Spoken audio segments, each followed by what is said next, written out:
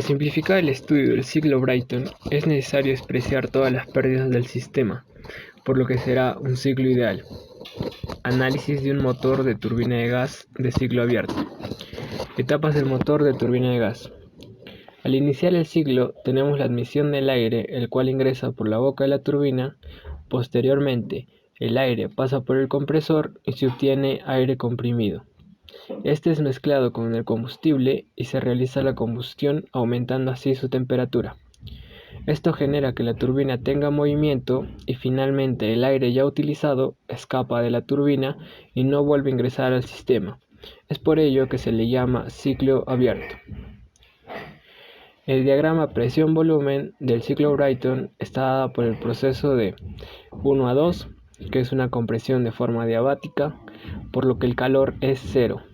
2 a 3 es un calentamiento isobárico, por lo que tiene una presión constante.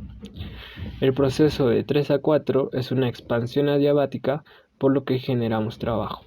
Ciclo ideal cerrado. Para las centrales eléctricas se utilizan las mismas etapas que con la turbina de avión: admisión y compresión.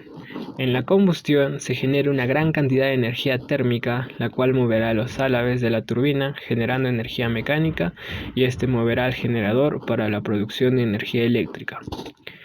Pero el aire residual que sale de la turbina pasa por un intercambiador de calor que enfría el aire para regresar al estado inicial, por lo que se cierra el ciclo. Para el diagrama presión-volumen, aumentamos el proceso de 4 a 1, que es el enfriamiento isobárico, por lo que la presión se mantiene constante. En base al diagrama presión-volumen podemos obtener las ecuaciones en los procesos 1 y 2 y 3 y 4. Al ser adiabáticos, el calor es 0. De 2 a 3 es un calentamiento isobárico, por lo que su calor está dado por: el calor de entrada es igual a la masa multiplicado por la capacidad calorífica a presión constante por la variación de temperatura.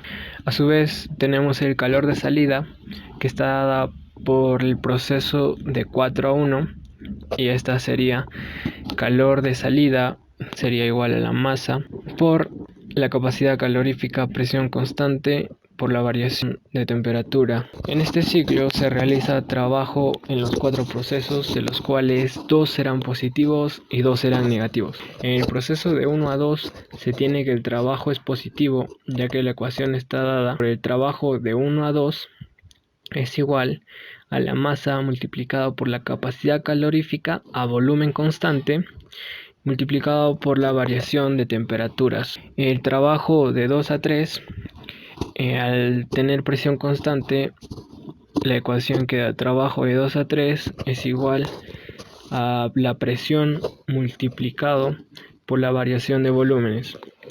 Este trabajo es negativo, ya que el aire se expande.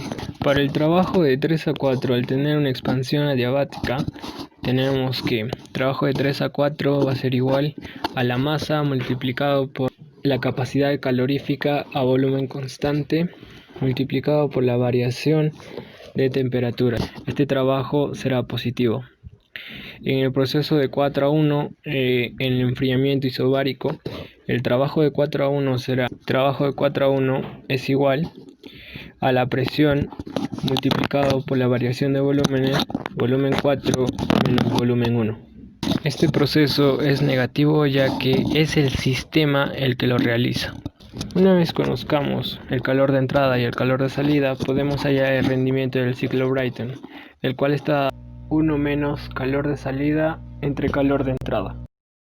Ciclo real Brayton.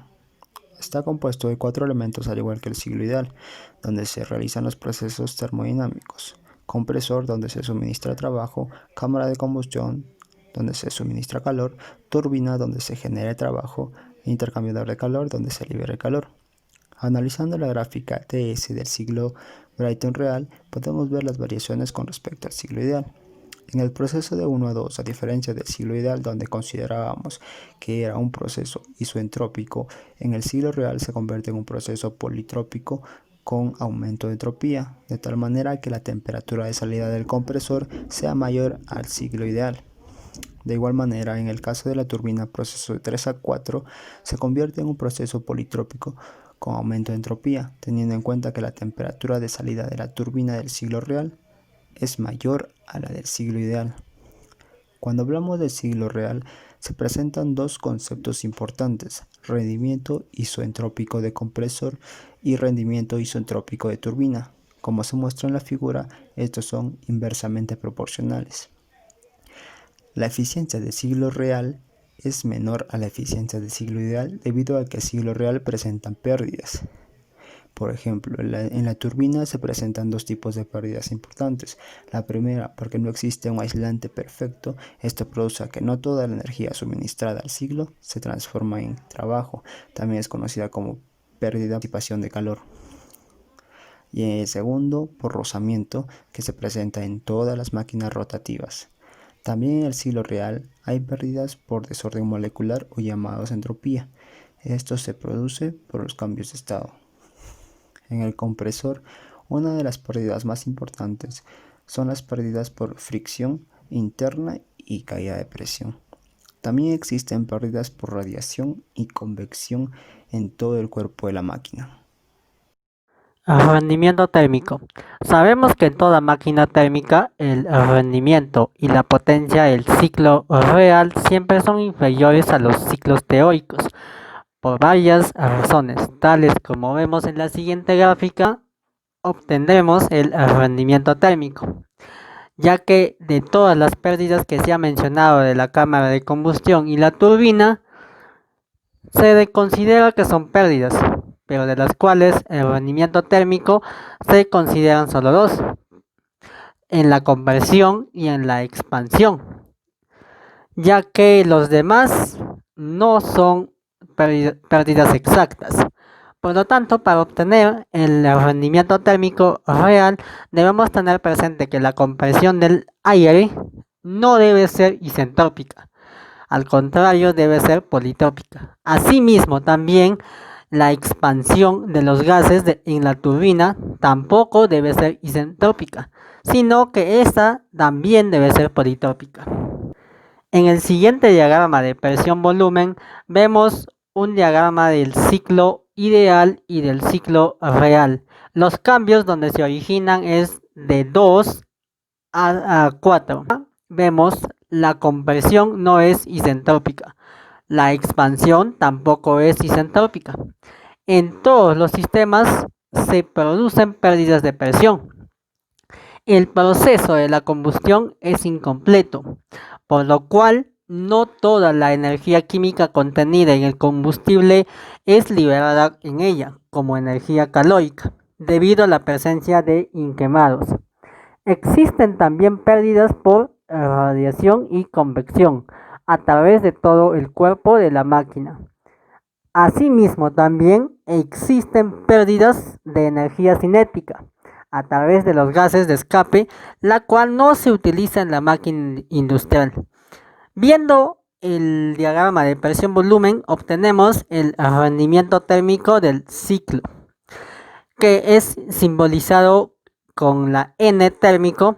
Esto es igual al trabajo neto dividido entre el calor de entrada, o también es igual al trabajo de 3 a 4 más el trabajo de 1 a 2 dividido entre el calor de entrada, donde el trabajo de 1 a 2 es el trabajo consumido por el compresor en kilojoules, es negativo. El trabajo de 3 a 4 es el trabajo útil generado por la turbina en kilojoules, en forma positivo. Con una siguiente fórmula veremos las curvas del ciclo Brayton, ya que también tenemos que conocer cómo se obtiene esta nueva fórmula, ya que esta ecuación nos permite trazar las curvas del rendimiento real de una máquina ciclo Brayton en función a la temperatura de los gases de combustión al ingreso de la turbina y la relación de compresión. Este diagrama está representado en una temperatura desde 850 grados Celsius hasta los 1100 grados Celsius. ¿Cómo obtenemos esto? La N, que viene a ser el rendimiento efectivo, es igual al rendimiento térmico multiplicado por el rendimiento de la turbina menos el coeficiente que se obtiene de la siguiente manera: el trabajo teórico de la turbina dividido entre el trabajo teórico del compresor. Este coeficiente, que lo llamamos K, es dividido entre el rendimiento del compresor. Esto es dividido entre 1 menos el coeficiente de la división del trabajo de la turbina entre el trabajo teórico. Como ya vemos en la siguiente imagen, hasta un máximo de 1100 grados Celsius. Mejoras del ciclo Brayton.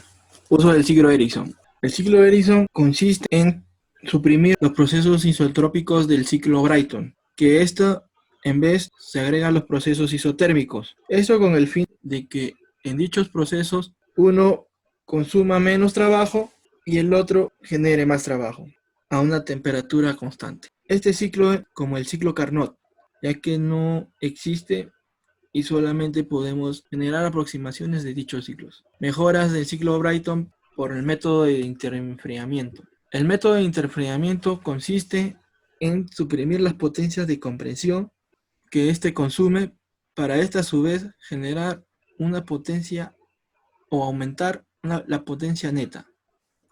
Esto es posible haciendo el proceso de compresión isotérmica o aproximar a dicho proceso. Como bien sabemos, en el proceso de 8 a 4, este consiste de 2 intercambiadores de calor y 2 compresores. Hacemos que en los procesos adiabáticos reducir la temperatura promedio a la cual se agrega calor.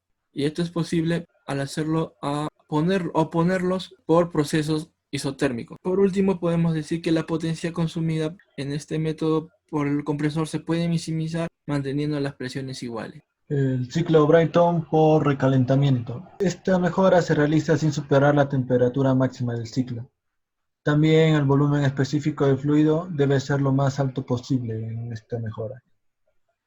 Como se observa, se aumentará de 1 a 2 turbinas con su respectiva cámara de combustión, para que así se asemeje al proceso isotérmico, es decir, se asemeje al proceso de expansión isotérmica del ciclo Ericsson, para que así el trabajo generado por la turbina aumente a comparación de no tener esta mejora.